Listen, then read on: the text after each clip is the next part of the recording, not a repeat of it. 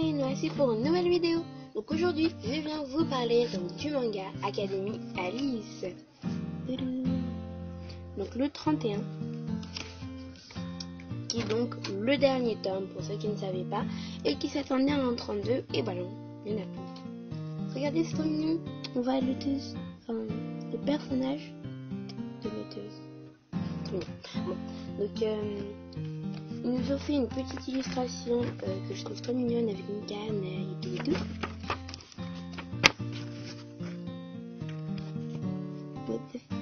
Voilà. Et derrière, on les voit plus grands. C'est plus simple pour moi de vous la montrer comme ça en fait. Bon, elle est à l'envers, mais bon. Voilà. Donc en fait, ce tome montre une canne quand elle est plus grande. Quand elle est plus grande. Donc avec son grand-père. Donc je vous lis le résumé. Ayant perdu son Alice, Mikan a malheureusement dû quitter l'académie et sa mémoire a été effacée. Elle est retournée vivre auprès de son grand-père, n'emmenant que Bir avec elle. Seulement, elle manque se faire kidnapper et ne doit son salut qu'à l'intervention d'un groupe d'hommes possédant d'étranges pouvoirs. Découvrez la conclusion de cette histoire avec ces derniers tomes plein d'émotions. Donc pour ceux qui n'ont pas lu le résumé comme moi et qui n'ont pas regardé trop quand l'auteur parlait, j'avais pas compris moi aussi que c'était le dernier tome. Mais non, en fait c'était vraiment le dernier tome, donc voilà.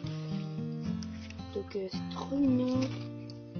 Après, ça parle de le retour avec Mikan, qui sont ces hommes, comme je vous l'ai lu dans le résumé. Et on finit, à la fin, il faut rechercher Otaru qui est encore dans l'espace-temps. Mais,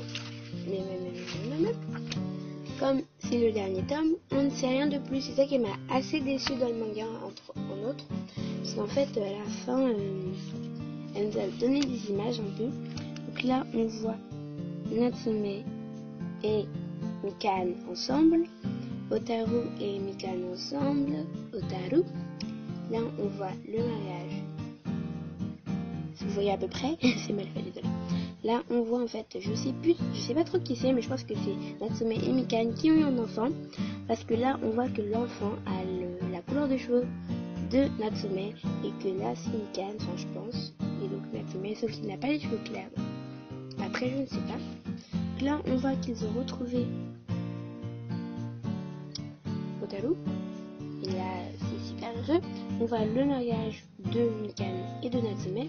Et là, on voit quand ils retrouvent Otaru et son frère dans l'espace. Donc là, on voit, si j'arrive à bien vous le montrer, qu'il est en train de déposer des fleurs sur la tombe du père de Mikan. Je sais pas quand je... Et donc voilà, donc c'est à peu près tout. Et il y a marqué Someday Summer Hair. Donc désolé pour mon anglais. En tout petit, enfin j'arrive pas trop à lire. À vous montrer.